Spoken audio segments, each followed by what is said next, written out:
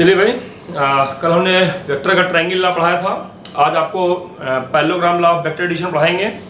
तो आइए देखें जरा। If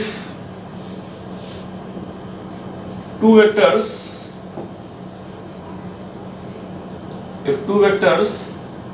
represented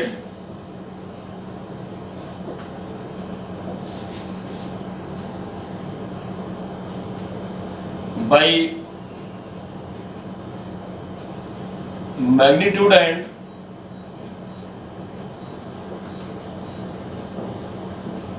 direction, two vectors represented by magnitude and direction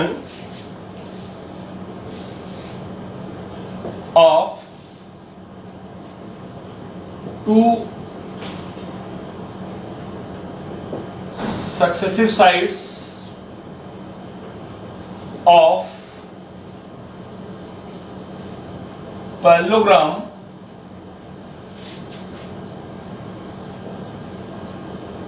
drawn from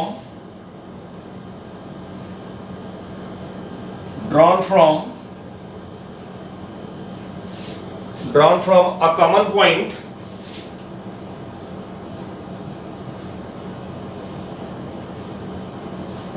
then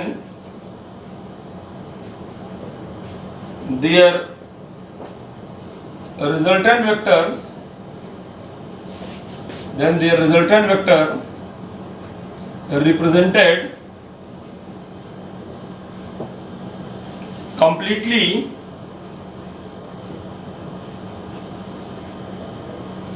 both in magnitude and direction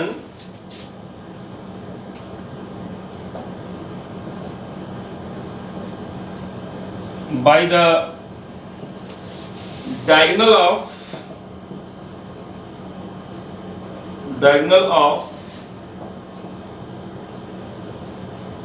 parallelogram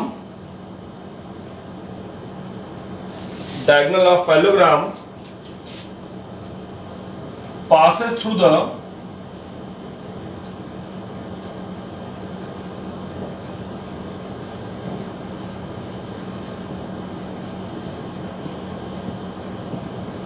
common point.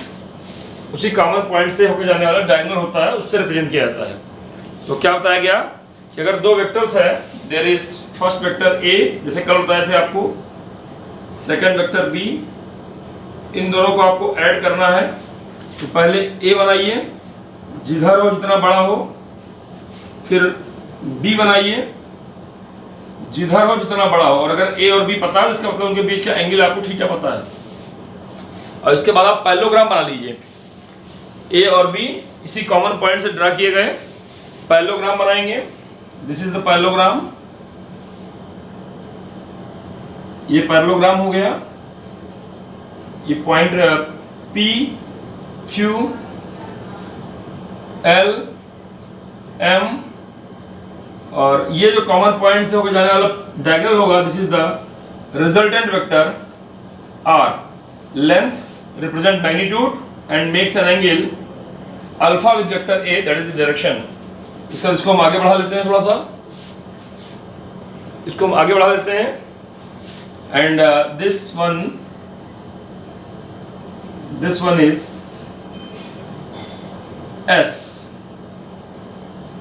तो आप देख रहे हो कि ये अगर B है, this is B, so that's also B, this angle is theta, this is also theta। तो अब आपको r, ये लेंथ कितना होगा ये आपको निकालना है। तो आपको समझ में आना चाहिए, यही स्टेटमेंट है इसका पैरेललोग्राम लॉ का, कि if two vectors represented completely in magnitude and direction by the two successive नहीं बल्कि यहाँ पर एडजेसेंट कर लेंगे, बगल वाला adjacent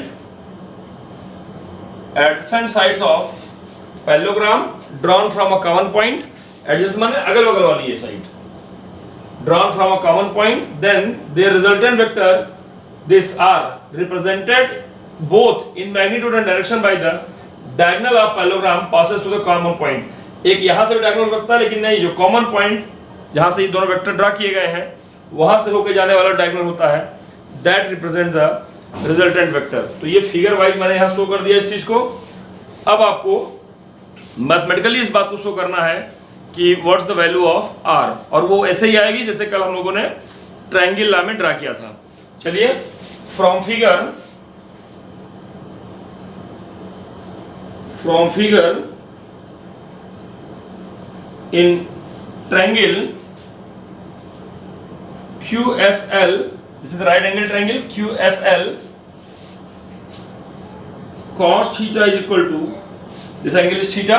If B makes an angle theta with A, then the parallel of side B, QL that also makes an angle theta with the direction of A. So cos theta is equal to base upon hypotenuse. It implies that QS, this base QS is equal to QL cos theta, जैसा कल आपने किया था। यही QS की value आपने QL मतलब B cos theta निकाला था, याद होगा आपको। इसको इक्वेशन नंबर आपने 1 मान लिया था। एंड sin थीटा कितना आ गया था? sin थीटा आ गया था perpendicular upon hypotenuse in this triangle, that is LS upon QL, that represented by LS become QL sin theta, and this LS is also written as B sin theta. This is question number 2. ये question number 1 और 2 से QS और LS इसकी value निकाल लिया। This QS is equal to B cos theta and this LS becomes B sin theta। लेकिन हमारा target क्या है? हमारा टारगेट है रिजल्टेंट निकालना, रिजल्टेंट आर वेक्टर का मैग्नीट्यूड और डायरेक्शन निकालना। तो आइए उसी को फोकस करते हैं हम लोग और समझते हैं। If resultant vector R have magnitude R and direction of angle alpha with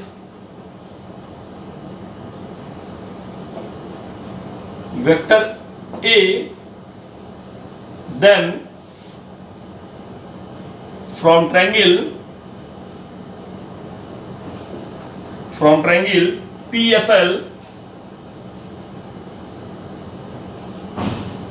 from triangle this right angle triangle PSL, this right angle triangle, PL का square that is the magnitude of resultant vector R, PL का square that is PS square plus LS square, Pythagoras theorem लगा देंगे और हम लोग resultant vector R निकालने का प्रयास कर रहे हैं।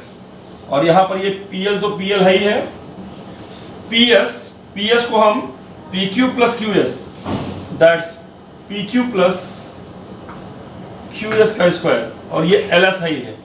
अब फ्रॉम इक्वेशन 1 एंड 2 से हम वैल्यू पुट कर दे। From equation 1 and 2 we get, क्या आ जाएगा भाई?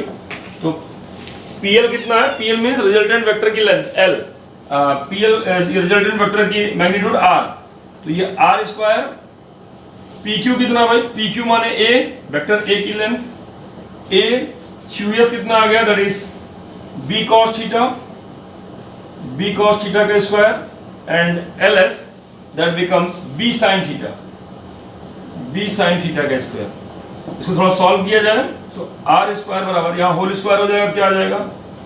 A स्क्वायर, ये B square cos square theta plus 2AB cos theta, ये यहाँ आ गया, और इधर ये B sin थीटा जो था इसका स्क्वायर था, तो B square sin square theta. अब ये देखिए B square cos square theta, ये B square sin square theta है, इसमें से B स्क्वायर कॉमन आ जाएगा, cos square theta plus sin square theta करेंगे तो 1 आ जाएगा। ये काम हम पहले भी कर चुके हैं ट्रायंगल लॉ में। तो आर स्क्वायर बराबर क्या आ गया, a square plus b square, ये क्या आ गया, b square cos square theta यहाँ आ गया, और ये क्या आ गया, साइन स्क्वायर थीटा आ गया, ये 2ab कॉस थीटा। तो इसलिए आर की वैल्यू मैग्नीट्यूड कितना आ गया, अंडर रूट ऑफ, अब आर का स्क्वायर था, आर निकालना है तो अंडर रूट ऑफ, अब यहां पर आ गया ये a square plus b square cos square theta plus sine square theta 1, that's 2ab cos theta. जरा याद कीजिए, कल हम लोगों ने जो ट्रायंगल लॉ पढ़ा था उसमें भी मैग्नीट्यूड की वैल्यू इतना ही आई थी।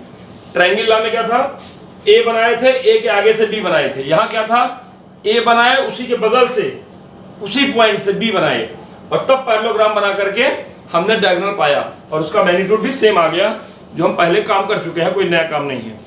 चलिए, दिस इज इक्वेशन नंबर 3, इसको हम लोग न्यूमेरिकल्स में चाहे ट्रायंगल लॉ से हल करेंगे चाहे पैरेललोग्राम लॉ से हल करेंगे, दोनों सेम जैसा आएगा। अब फर्दर